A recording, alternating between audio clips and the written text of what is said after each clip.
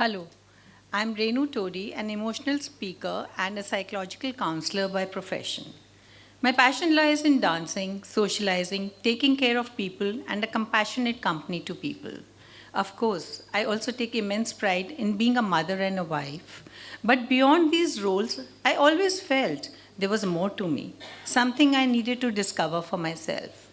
For the longest time, if you had asked me to introduce myself, I would have spoken about my family, about my sons, my daughters, my loving husband.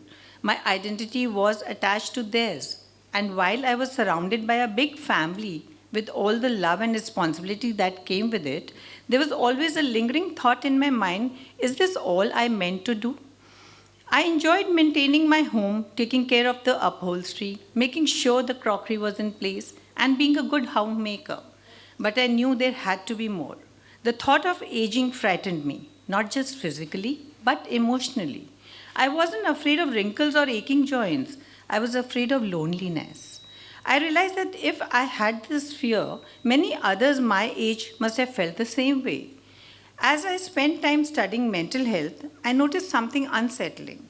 While there was immense focus on child psychology, youth psychology, even counseling for marital issues, there was hardly any emphasis on senior citizens' mental health. It was almost as if we were for the forgotten ones, as if our emotional well being no longer mattered to the society. This realization turned into a deep conviction. I had to do something about it. And that is how I became a strong advocate for senior citizens' mental health. This personal mission led me to create Holding Hands, a space where the elderly could come together, find companionship, and rediscover the joy of living. In our society, entertainment for senior citizens is often seen as a sin. It is almost as if they are expected to spend all their time in religious rituals or in a quiet servitude to their families. But for me, laughter, conversations, and games have always played an important role in keeping life joyful. I believe that the elderly deserve this as much as anyone else. So I started small. I set up a center where senior citizens could register and participate in various activities.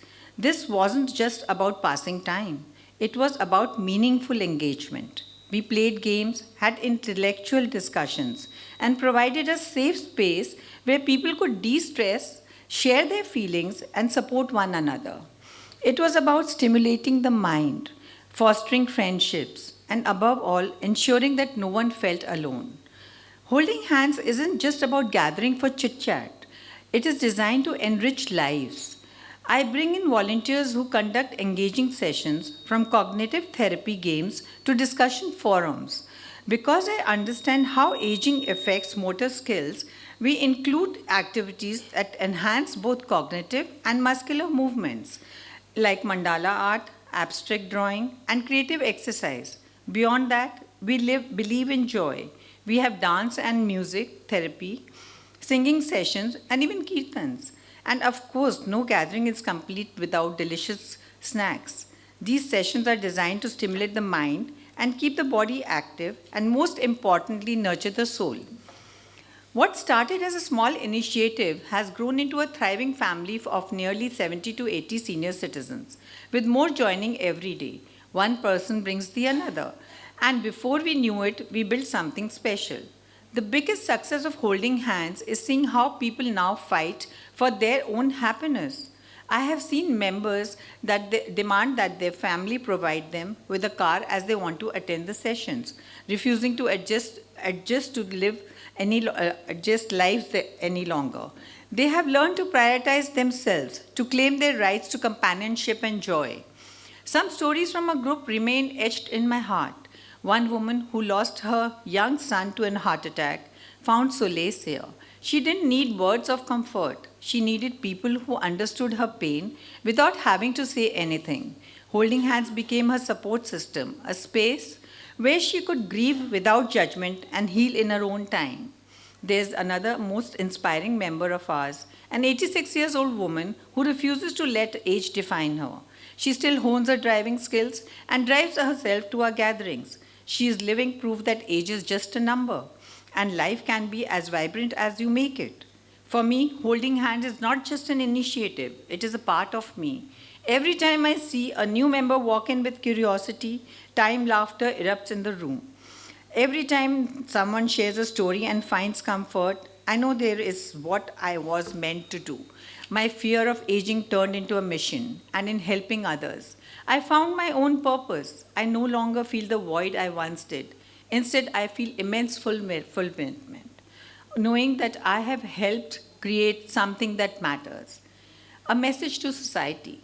If there is one thing I want to say, it is that senior citizens are meant to live in the shadows, are not meant to live in the shadows. They are not just caretakers to the family. They deserve friendships, engaging conversations, and a vibrant social life. To families, I urge you, encourage your elders to socialize. Let them step out, explore their interests, and reclaim their independence. To my fellow senior citizens, I say, do not let society dictate your terms, your limits. Your life does not end at a certain age. Find your tribe, embrace your new experiences, and live with enthusiasm. You deserve it. As for me, my journey continues. And as long as holding hands can bring warmth, laughter, and purpose to even one person, I will know that I have truly lived. Thank you.